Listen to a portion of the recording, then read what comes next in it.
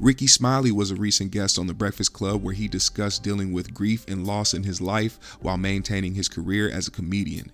During his conversation, the topic of his oldest son, Brandon, came up due to his recent passing last year in January. He talked about the struggles he had with his son's drug addiction and the challenges he faced as a father while trying to navigate the issues in their relationship.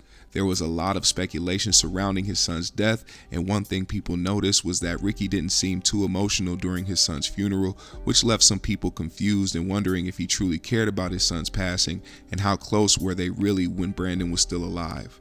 During his interview on The Breakfast Club Tuesday morning, Rickey spoke on his relationship with his son Brandon, as well as the reason why he didn't cry at his funeral. Listen to what he had to say about it right here. And to talk about, drug addiction. I had a son and a nephew, age 32, and a niece. I had a niece, a son, a nephew, all died at age 32 within 2 years of each other. Can you talk a little bit about that, like just in real time when they were here dealing with the addiction and trying to help them through it, and like also wanting them to get better, but addiction, understanding that like it kind of takes over where it's not even just them anymore. Like it's kind of it's a big beast.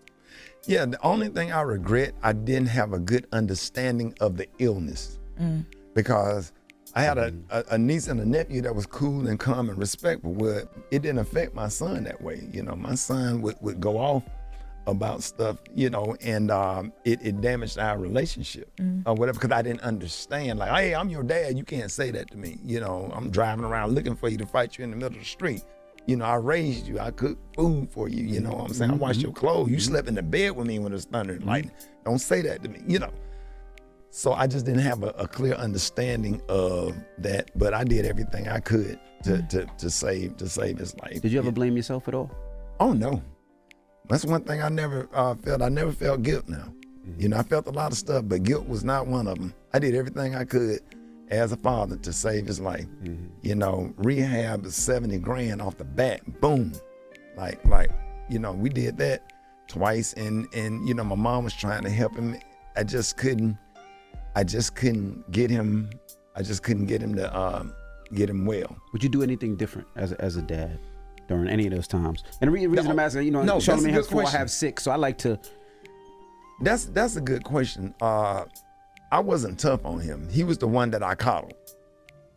I was tough on my other kids. Like the other kids was like, I was just really, really, really, really tough on them, and he was the one that I just kind of coddled and did everything for and took everywhere because that was my firstborn or whatever. I just wish that I was tougher. I know that sounds strange because it sounds like I should say I should have been easier on him. I was easy on him. I should have been tougher on him like I was the other kids. What do we call tougher though? Because we come from the era, I was getting beat with extension cords and my daddy made me go take a bath. I got to go That's take a abuse. switch. That's I don't abuse. beat my kids. I don't even touch my kids at all. Right. So what do you call tougher? I just wouldn't give him, I don't think I popped Brandon. I hit him, I popped him a couple of times when he was about 14. Yeah. Made him go stand in the corner and go do that little thing right there. I'm gonna make sure those legs and those calves are straight. You know what I'm saying? I didn't, by the time I started getting tough on him, it was time for him to go off to college, But the other kid, like Malik, went to military school, then he went to IMG Academy, or whatever, so he had a military mindset, and I think that's what, but I tried to do that for Brandon, because I sent him to the National Guard, you know what I'm saying? So my son served, he had a flag draped over his casket because he served our country. But I just think I coddled him a little too much. And he just loved on him, and he was the one I loved on, hugged on, and just up under me all the time. I had wonderful grandparents. My granddad talked to me every day, church, Sunday school. Hey, here's a trumpet, play that. Here's some piano lessons, let's go do that. I did trumpet, Little League, football, did it all. My grandparents kept me busy with the discipline and instruction, talked to me every day, so I didn't have those issues. And then he always talked about how my dad died. So don't do this. So I just stuck with it. And to this day, I don't drink or smoke. I always wonder how grief impacts people who lost their parents at a very, very, very young age. Does it hit you later in life? Do you see somebody out with their parents and it hits you? Like, what is it? It did when I was a kid, but what hurt me about my dad's death was watching my grandparents cry like that on the front row. I'm in therapy for that. Wow. That comes up in therapy. That wipes me out. Wow. That wipes me out more than my son's death. Why? I'm a grandmama's baby. Like you understand. You from the South. Like watching my grandparents cry like that on their front row, man, I can't get over it.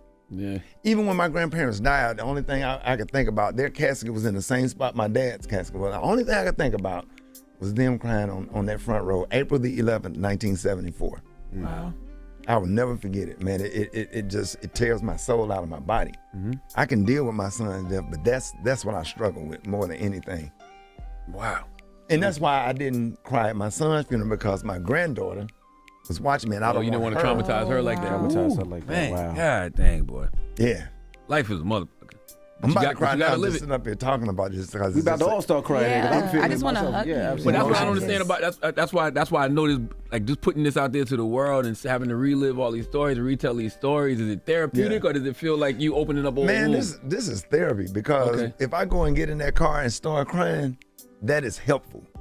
It is helpful to cry. It was helpful for me to cry this morning.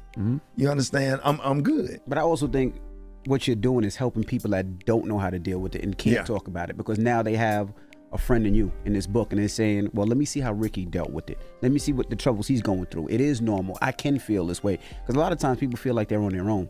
Yeah. And they don't have those feelings. So that's one amazing thing about this book. So what do you guys think about what Rickey had to say about him and his son's relationship and his passing? Let me know in the comment section below. Leave a like and subscribe to the GMS show. I'll see y'all later.